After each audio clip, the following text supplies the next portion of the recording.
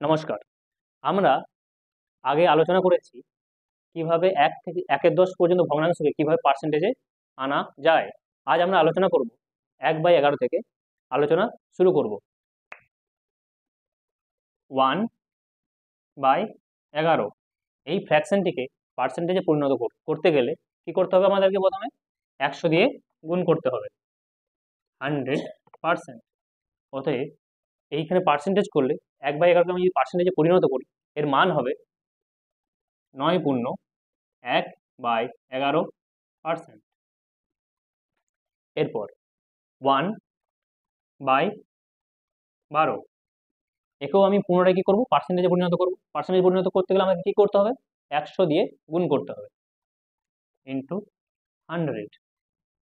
এর মান বেরোবে ৪ দিয়ে ৪, ৩ এ ১২, ৪ ২৫-এ ১০০। অতএব এর পার্সেন্টেজের মান বেরোবে ৮.১/৩%। এরপর আমরা যেটা করব সেটা হচ্ছে ১/১৩। একেও আমি পুনরায় শতকরাতে পরিণত করতে গেলে কি করতে হবে? আমাকে ১০০ দিয়ে গুণ করতে হবে, ইন্টু 100%, সমান এর মান বেরোবে ৭.৯/১৩%। এরপর 1/14। 1/14কে আমি পুনরায় কি করব? পার্সেন্টেজে পরিণত করতে গেলে আমাকে কি করতে হবে? ১০০ দিয়ে গুণ করতে হবে।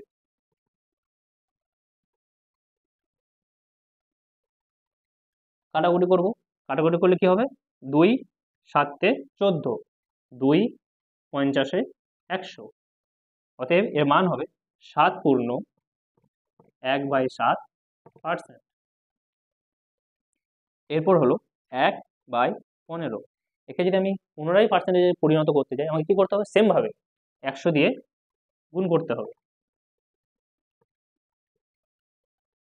কত দিয়ে কাটবে এটা? ৫ দিয়ে। ৫ ৩-এ ১৫, ৫ ২০ ১০০। অতএব এইটি সমান হবে ৬.২/৩%। নমস্কার।